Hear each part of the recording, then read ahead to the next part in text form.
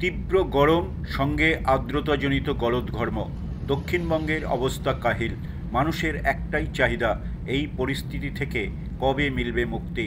বর্ষা না এলেও আবহাওয়া দপ্তরের পূর্বাভাস, শুক্রবার 13 জুন দক্ষিণবঙ্গের সব জেলাতেই বিক্ষিপ্তভাবে বজ্রবিদ্যুৎ সহ ঝড় বৃষ্টি হবে।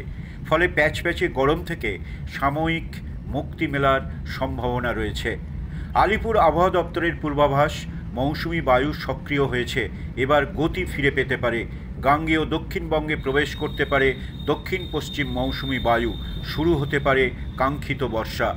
আজ শুক্রবার কলকাতা সহ হাওড়া, হুগলি, 2 চব্বিশ পরগনা, 2 মেদিনীপুর, ঝাড়গ্রামে বজ্রবিদ্যুৎ সহ হালকা থেকে মাঝারি ঝড় বৃষ্টির সম্ভাবনা থাকছে।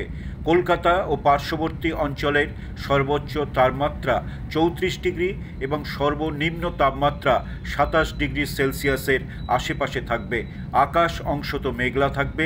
বাতাসে আপেক্ষিক আর্দ্রতা সর্বোচ্চ পরিমাণ 90% থাকতে পারে বলে জানিয়েছে আলিপুর আবহাওয়া দপ্তর। উত্তরবঙ্গে প্রবেশ করেও থমকে ছিল বর্ষা। মৌসুমি বায়ু সক্রিয় হওয়ায় দার্জিলিং, জলপাইগুড়ি, কালিম্পং, আলিপুরদুয়ার, কোচবিহার, উত্তর দিনাজপুরে শুক্রবার হালকা থেকে মাঝারি বৃষ্টি হতে পারে।